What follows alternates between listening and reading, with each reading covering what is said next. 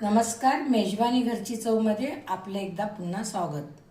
आज मी साध्या, सोप्या आणि कमी साहित्यात अंडा करी करणार आहे. ही उकडलेली 10-12 अंडी आहेत आणि या कढीसाठी लागणारं साहित्य पाहूया.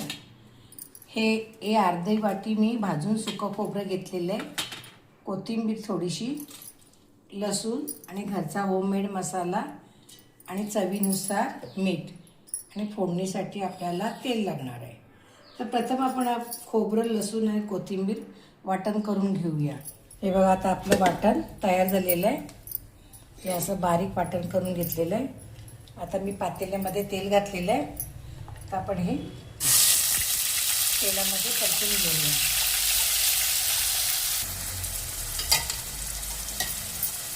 आपला मसाला आता तेलामध्ये परतून घ्यायचा असा व्यवस्थित. नंतर आपला घरचा होममेड मसाला घालूया. आणि घरचा होममेड मसाल्यामध्ये सर्व साहित्य असल्यामुळे वरून दुसरा मसाला घालण्याची काहीही गरज नसते. त्यामुळे होममेड मसाला मी घालणार आहे. तर आपला हा मसाला परतून झालेला आहे.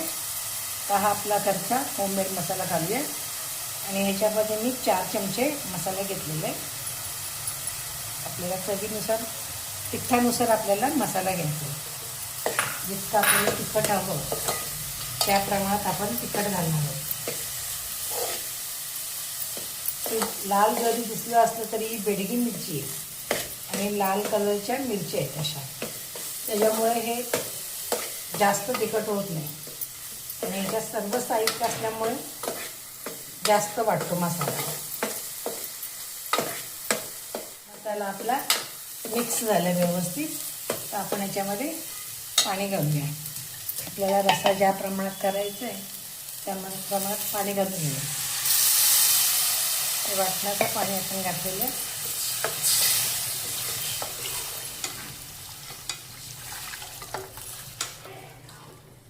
अजून थोडंसं आपण पाणी घालणार आहोत.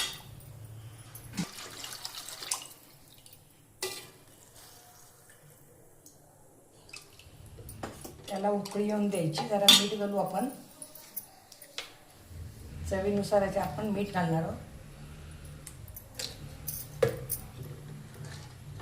त्याला उकळी आल्यानंतर आपण अंडी सोडणार याच्यामध्ये. हे बघा, आपल्या अंड्याच्या रश्याला उकळी आलेली आहे. अंडी काही सोडलेली नाही. आता आपण याच्यात अंडी सोडणार आहोत. तर ही मी अंडी कट केलेली नाही, तशीच सोडणार आहे.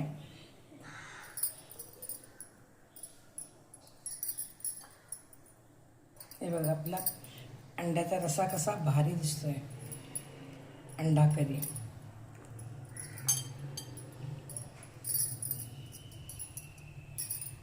तर पुन्हा एकदा आपल्याला ह्याला एक उकळी येऊन देऊ.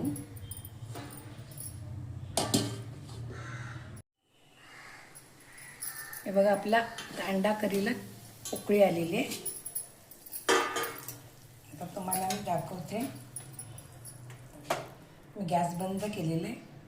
तर हे बघा, अंडा करी आपली तयार झालेली आहे. आणि आता मला कमेंट बॉक्समध्ये नक्की कळवा की अंडा करी कशी झाली. तर मी तुम्हाला ह्याच्यामध्ये दाखवते.